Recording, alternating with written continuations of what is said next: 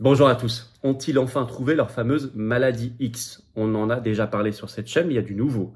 Pour la première fois, l'édition 2024 du Forum mondial de Davos y a consacré toute une session.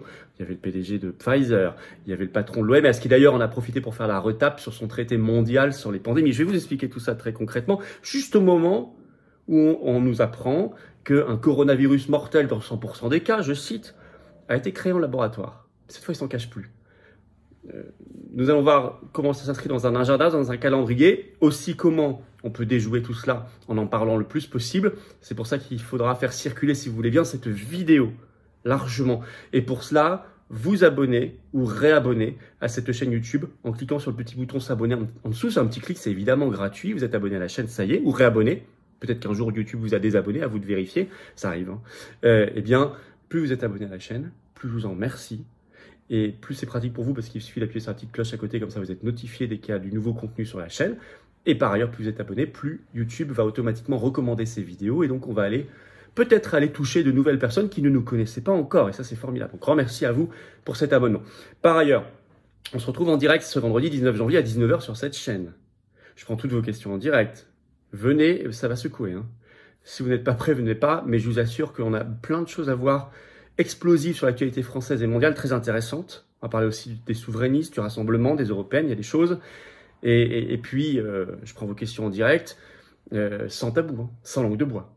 Soyez là à 19 h ce vendredi sur cette chaîne, 19 janvier, bien sûr. Tous les liens sous la vidéo en description. Inscription, réunion publique le 31 janvier en Isère. Il y a un lien, pensez à vous inscrire rapidement. Le 8 février dans l'Oise, un autre lien, pensez à vous inscrire. Et si vous voulez faire avec nous les blocages, avec du pays, avec les paysans et routiers, enfin tous ceux qui veulent, il faut nous le dire sous la vidéo en description. On y va. Alors, Davos 2024, ont-ils trouvé leur maladie X? On va revenir brièvement sur la maladie X, qui n'est pas un concept qu'on a inventé, c'est un concept de l'OMS. Je vais vous expliquer, on a déjà fait des vidéos là-dessus, mais là, il y a vraiment une accélération et des choses importantes. C'était l'invité vedette de ce Davos 2024, la maladie X.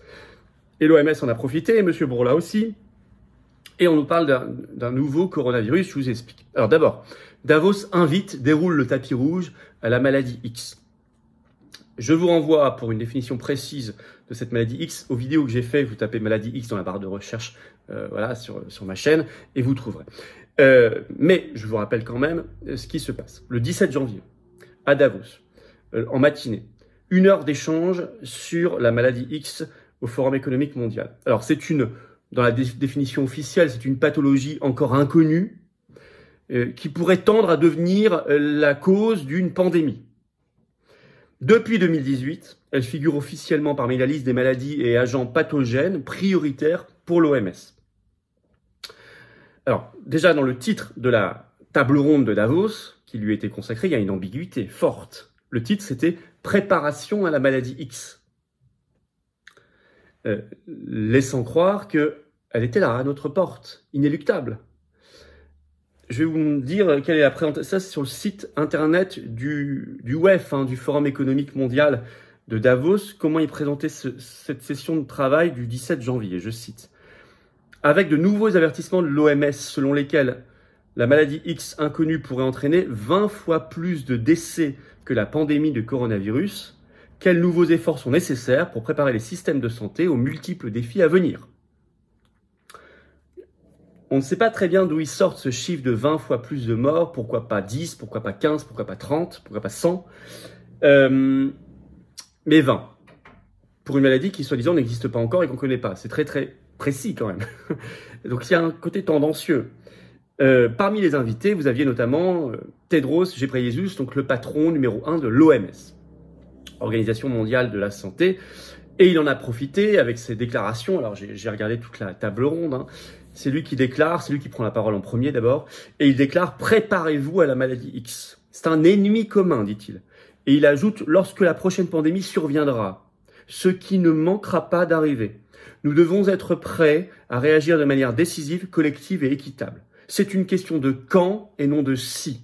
C'est une question de quand et non de si. » Et il en a profité pour faire la retape de son accord mondial sur les pandémies, le traité juridiquement contraignant, ce qui est très rare dans l'histoire de l'OMS, ça serait que le deuxième de l'histoire et encore le premier concernait le tabac.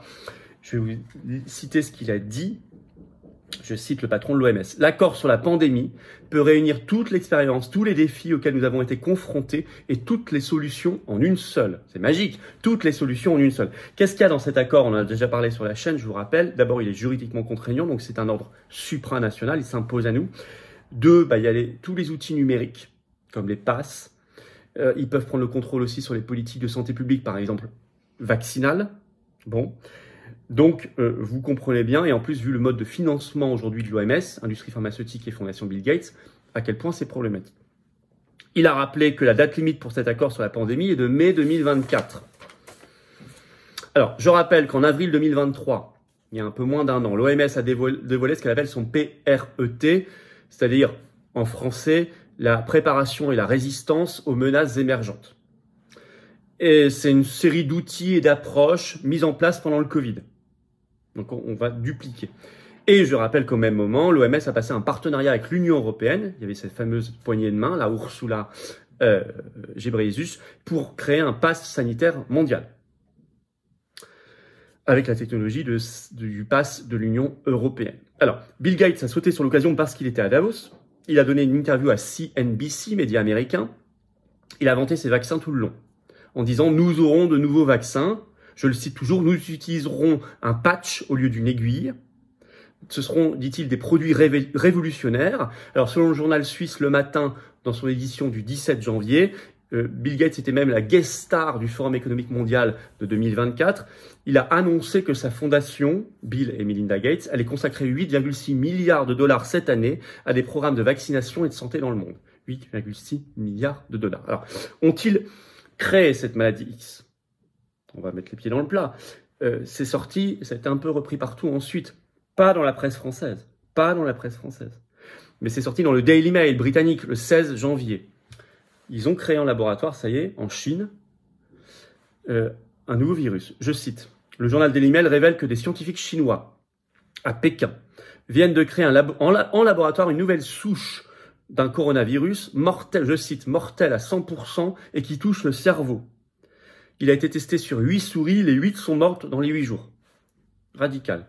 Ces souris avaient été humanisées, entre guillemets, ça veut dire qu'elles avaient exprimé une protéine fabriquée par l'homme, parce qu'on avait fait un peu de manipulation génétique.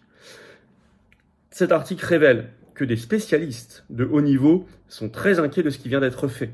Je cite l'article. Le professeur François Balloux, expert en maladies infectieuses basé à l'University College London, a écrit sur X Twitter. C'est une étude terrible, scientifiquement totalement inutile. Je ne vois rien de vaguement intéressant qui puisse être appris en infectant par la force une race étrange de souris humanisées avec un virus aléatoire. Inversement, je peux voir comment de telles choses peuvent mal tourner. 3 petits points. Le professeur Richard Ebright, chimiste à l'université Rutgers au Nouveau-Brunswick, dans le New Jersey, a déclaré à Daily Mail qu'il était entièrement d'accord avec l'évaluation que je viens de vous lire du professeur Balloux. Il ajoute: le prépublicat ne précise pas le niveau de biosécurité et les précautions de biosécurité utilisées pour cette recherche. L'absence de ces informations soulève la possibilité inquiétante qu'une partie ou la totalité de cette recherche, comme celle à Wuhan entre 2016 et 2019, qui a probablement causé la pandémie de Covid-19, ait été effectuée imprudemment, sans confinement minimal de biosécurité. Alors, je vais revenir sur cette histoire.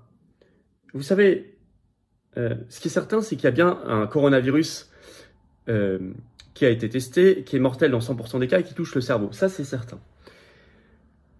Là où il faut prendre un petit peu de recul, je vous invite à le faire vu ce qu'on sait, on sort pas de ça du chapeau, on regarde l'expérience qu'on a.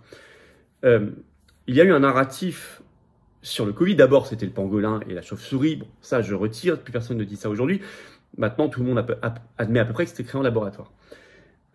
Mais on nous dit ça vient de Wuhan, le P4, etc. Ok, le Wuhan a joué un rôle évident.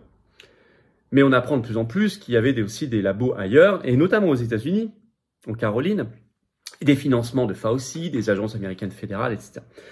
Donc là, on est en train de nous dire, vous savez, il y a un truc terrible qui va sortir, peut-être, parce que les Chinois ont créé un truc horrible sans sécurité minimale.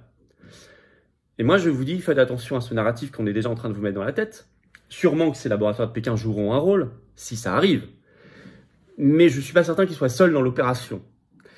Et je serais très étonné qu'il n'y ait pas, encore une fois, une implication américaine.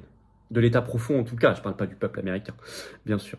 Je vous invite simplement à prendre un tout petit peu de distance par rapport à un narratif qui sort comme ça, et à prendre vraiment un peu d'expérience par rapport à ce qu'on a vécu. Alors,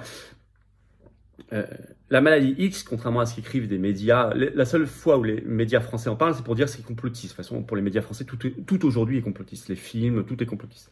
Bon, peu importe. Mais il n'y a rien de complotiste là-dedans. Vu la somme de mensonges et de censure sur l'origine du Covid-19 au départ et sur les révélations ensuite, et ce n'est pas fini, côté révélation, honnêtement, s'interroger sur la maladie X, je vois pas du tout en quoi c'est complotiste. Je pense que c'est très sain, au contraire. Je rappelle quand même que nous sommes dans un moment où on a un effondrement des ventes de Pfizer et Moderna. Ils ont besoin d'un nouveau marché, et d'ailleurs, Bourla, le PDG de Pfizer, était à Davos. Les analystes ont repéré que le cours de Pfizer a baissé de 43% en 2023, et Bourla a parlé beaucoup de ça. Il a dit qu'il fallait avoir confiance dans Pfizer, et il a déclaré qu'il avait, je cite, un plan ambitieux pour renverser la situation.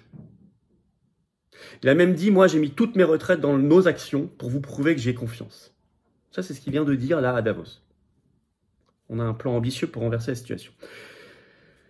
Le logiciel mondialiste, il est clairement contre les peuples. Là on est au cœur du système. Il faut bien sûr sortir de l'OMS. Il faut un partage universel des connaissances et scientifiques et médicales, mais pas par cette structure de l'OMS qui est complètement dévoyée et corrompue.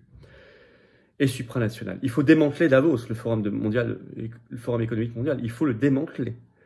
Et seule une France libre, indépendante, sortie de toutes ces instances, dont l'UE, qui se bat vraiment contre les conflits d'intérêts et la corruption, peut y arriver. Vous voyez comment tous les combats se rejoignent et font sens. Alors n'hésitez pas à vous aussi les partager, à partager cette vidéo. Pour cela, vous abonner ou réabonner en cliquant sur s'abonner en dessous à cette chaîne. C'est un petit clic et c'est gratuit, ça aide énormément tout ce travail. On se retrouve en direct. Merci beaucoup pour ceux qui vont s'abonner à la chaîne. On se retrouve ce vendredi 19 janvier à 19h en direct sur cette chaîne. Je prends toutes vos questions directes. Ça va être sans tabou, sans langue de bois. Ça va déménager. Mais soyez là. On va regarder toute l'actualité mondiale et française. Soyez au rendez-vous. Ramenez du monde, des gens qui n'ont jamais participé à nos directs. Et puis venez vous battre à mes côtés. Vous voulez vous libérer du mondialisme, démanteler Davos, sortir de la France de tout ça, qu'on soit libre, souverain, indépendant, qu'on arrête pour tout ça, aussi pour nos enfants et nos petits-enfants. Enfin, je crois qu'on a envie de se battre ensemble, quoi. Parce que on n'y arrivera pas si on est séparés dans notre coin, face à cette oligarchie qui retient pas ses coups, qui n'attend pas un instant. Alors venez dès maintenant, remettez pas à demain. Vous pouvez réadhérer aux Patriotes ou faire un don de soutien au mouvement pour nous aider à faire plus d'actions. Parce qu'on n'a pas les millions, les réseaux, les copains, les médias, les juristes, les avocats, les journalistes, les technocrates, les bureaucrates, les oligarques du système. Non. Nous, on a notre cœur, on a notre force de conviction, on a le nombre. On est largement le plus grand mouvement souverainiste et défense des libertés de France, les Patriotes. J'ai l'honneur de le présider. Alors venez maintenant. Adhérer, réadhérer, c'est le premier lien sous la vidéo en description. Ce lien est également commenté par une petite fiche maintenant sur l'écran et dans quelques secondes un lien sur l'écran. Choisissez. Faire un don de soutien au mouvement, c'est facile. C'est le deuxième lien sous la vidéo en description. Tout ça, c'est défiscalisé aux 2/3 de vos impôts. Ça fait baisser vos impôts concrètement d'adhérer, de réveiller ou faire un don. Vous mettez 60 €, ça enlève 40 € d'impôts. Vous mettez 6 000 €, ça enlève 4 000 € d'impôts. Vous mettez 600 €, ça enlève 400 €. Vous mettez 6 €, ça enlève 4 €. Tout est utile. Et ça fera plus de tracts, d'affiches, de manifs, d'opérations coup de poing et plein de choses. Voilà. En tout cas, bravo aux donateurs, aux réadhérents. Bienvenue aux nouveaux adhérents patriotes. À ce soir en direct et vive la France.